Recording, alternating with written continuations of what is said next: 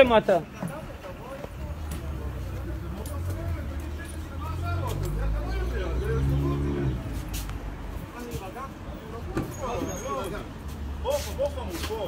בוא, אני אספר מה הוא עשה לך פה. כן, מה עשה לי? אדון, קח צעד אחורה, תהיו שם. תן לי לדבר איתו לבד. בסדר, אני רוצה לשחרר את הנהג. אז אני לא שחררתי בינתיים אף אחד. קחו צעד אחורה, תהיו שם בתוך האוטו. יש לכם תפקידים, מזיינים את כולם, אין בעיה, אבל הוא עשה מה עשה לילד. העיקר יש לו תמונה שאני ניסיתי לצאת מהדלת, אין בעיה. תעודת זהות בבקשה. הוא צילם תמונה? תפוס רק מרחק אחי, תעודת זהות בבקשה. בבקשה. אתה רוצה מספר? אני אביא לך מספר. 311. כן. 85.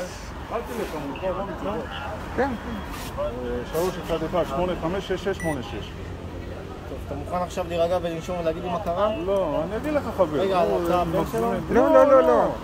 לא קשור. הוא מביא לו תמונה, ילד בגיל 16, שאין לו, לא יודע, אמא שלו לא הטעינה לו את הכרטיס. אני אומר לו, למה אתה מביא לו את זה? מביא לו קנס בקיצור.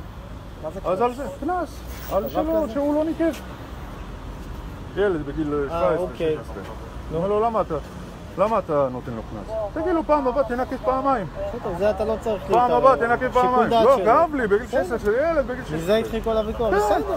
הוא מצלם פה, פרצתי דלת, אתה רואה פה משהו שבור, אחרי זה אולי הוא ישבור ויאשים אותי. שתית, נכון? שתית קצת? אני לא. לא שתית, אני מריח אלכוהול מהפה. איפה אתה גר? אני גר פה, קריית שרת. כן. אם הוא נתן לו דוח, אז זה כבר שיקול דעת. אבל ילד בגיל 16. בסדר, אתה לא יכול להתערב לי בעבודה, כמו שאתה לא תתערב לי בעבודה, כמו שלא יתערבו לך בעבודה. לא, אתה יש לך תפקיד אחר, הוא תפקיד אחר. לא קשור, הוא לא משטרה. כמו שלא קשור. הוא לא משטרה, אתה כן גם אם יש והוא את לא. העבודה שלהם, זה לא קשור. אל תתערב לאנשים אחרים, כמו שאתה לא אוהב אבל ילד בגיל 16 נותנים לו בסדר, זה קלאס. שיקול דעת שלו. איפה הוא? הוא בבית ספר. אני לא אכנס לזה עכשיו. לא, קודם כל תסתכל שלא פרסתי כלום. בסדר. תסתכל שלא שברתי חלונות, לא פרסתי כלום.